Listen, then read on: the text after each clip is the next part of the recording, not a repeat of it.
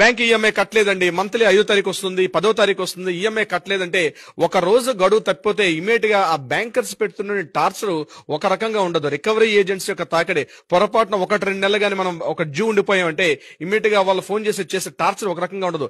ఏదో పనిలో ఉంటాం, టక్కన ఫోన్ వస్తుంది, బ్యాంక్ నుంచి ఫోన్ వస్తుంది, రికవరీ ఏజెంట్ ఫోన్ వస్తుంది. మనం కాస్త ఫోన్ అవాయిడ్ చేసామంటే వెంటనే రికవరీ ఏజెంట్స్ ఇంటికి వెళ్తారు, ఇంట్లో భార్య పిల్లలు ఉంటారు, ఆ పిల్లల దగ్గర మనల్ని పూర్తి అవమానకరంగా మాట్లాడతారు. ఇలా రకరకాలుగా ఒక రకం తెలియకుండానే ఆ ఈఎంఐలు ఉన్నటువంటి ఆ చట్రం ఇరుక్కుపోయి ఒక పానిక్ సిచ్యువేషన్కి వెళ్ళిపోతాడు ఒక్కొక్క వ్యక్తి సందర్భంలో. కొన్ని సందర్భాలు తరస్థాయికి వెళ్తే సూసైడ్ చేసుకున్న సందర్భాలు కొన్ని 100,000 ఉన్నాయి. కానీ ఇటువంటి సందర్భాల్లో పానిక్ అవ్వాల్సిన అవసరం లేదు. మీరు వాడుతున్న ఫోన్ ని స్విచ్ ఆఫ్ చేసుకోవాల్సిన అవసరం లేదు. మీరు అక్కడుండి అక్కడున్నానని తప్పించుకునే ప్రయత్నం చేయకండి. రేపిస్తాను, మాపిస్తాను, ఎల్లుండిస్తాను అని చెప్పి మీరు ఎక్స్క్యూజెస్ చెప్పాల్సిన అవసరం లేదు. దీనికి ఏంటి పరిష్కారం తెలియకుండా అంటే కట్టేసుకుంటారు, లోన్ తీసేసుకుంటారు, అయిపోయిన తర్వాత ఉద్యోగం పోయిందనో లేకపోతే వ్యాపారంలో లాస్ వచ్చిందనో ఏదో సమ్ ప్రాబ్లమ్స్ వస్తాయి. ఎందుకంటే ఇవన్నీ కూడా గవర్నమెంట్ ఎంప్లాయీస్ కాదు కదండి. మోస్ట్ ఆఫ్ ద ఎక్కువ మంది 90% ఆఫ్ అందరూ ప్రైవేట్ ఎంప్లాయీస్ ఉంటారు. ఇటువంటి సందర్భాల్లో లోన్ ఈఎంఐ కట్టలేకపోతే ఆ టార్చర్ భయంకరమైన టార్చర్. బహుశా మనం ఏదో పురాణాలు చదివేటువంటి అంటే దాని యమదూతలు ఎక్కడ ఉండరు, వీళ్ళ రూపంలో తిరుగుతూ ఉంటారు మన చుట్టూ కూడా. కడతావా చస్తావా, ఇప్పుడు మనం బయటికి వెళ్తే నిలబడితే వాళ్ళే ఆఫీస్కి వచ్చేస్తారు, హెచ్ఆర్లకు వెళ్తారు, మన బంధువుల దగ్గరికి వెళ్ళిపోతారు, మన ఇంటికి వస్తారు. వాళ్ళు చేసిన యాగి ఇంత అంత ఉండదు నాగరాజు గారు. అది తీసుకున్నవాడు ఆ బాధ పడుతున్నవాడిగా తెలుస్తుంది తప్పించి పక్కవాడికి హాస్యాస్పదంగా ఉండొచ్చు కాక.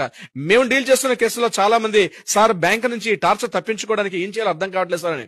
ఎగ్జాక్ట్లీ ఈ వీడియో గాని చివరి వరకు చూడగలిగితే తప్పనిసరిగా మంచి రిజల్ట్, మంచి ఇన్ఫర్మేషన్ ఉంటుంది. ఆ ఇన్ఫర్మేషన్ ఫాలో అవ్వండి. తప్పనిసరిగా మనకి హక్కులు ఉన్నాయి, చట్టపరంగా మనకి రక్షణలు ఉన్నాయి. మీరు లోను తీసుకున్నంత మాత్రాన తిరిగి రీపేమెంట్ చేయకపోతే మీరేదో టెర్రరిస్ట్ కాదు, మీరేదో ఉన్మాది కాదు, లేకపోతే అంతకన్నా మీరేదో ఒక ఉగ్రవాది అంతకన్నా కాదు. అది గుర్తుపెట్టుకోండి ఫస్ట్ విషయం. అలా ప్రవర్తించాల్సిన తీరు రికవరీ ఏజెంట్స్ ను కూడా కాదు. సో దీనికి రెమెడీ ఏంటి, ఎలా చూడాలి సార్? దీనికి ప్రత్యక్షంగా నేను ఒక 3 పాయింట్లు చెప్తాను నాగరాజు గారు. ఫస్ట్, మనకి ఐబీసీ అనేటువంటి ఒక యాక్ట్ ఉంది 2016 లో, ఇన్సాల్వెన్సీ బ్యాంకప్రీ కోడ్ అని చెప్పి మనకి 2016 లో ఒక యాక్ట్ ఉంది. దాని ప్రకారం అందులో కొన్ని కీ పాయింట్స్ నేను చెప్తాను.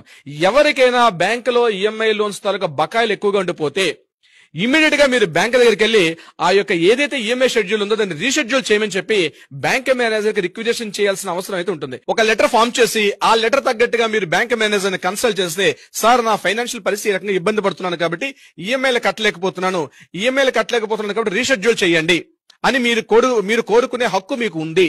ఇది ఫస్ట్ పాయింట్ మీరు చేయాల్సిన పని. 1-2 ఈమెయిల్ మీరు కట్టలేకపోతున్నారు అనుకోండి, డైరెక్ట్ గా బ్యాంక్ వెళ్ళండి. మీరు తప్పించుకొని ఎస్కేపిజం వద్దు, మీరు పారిపోవాల్సిన అవసరం లేదు, మీరేమీ పెద్ద తప్పు చేయలేదు. ఇది మైండ్ లో పెట్టుకోండి.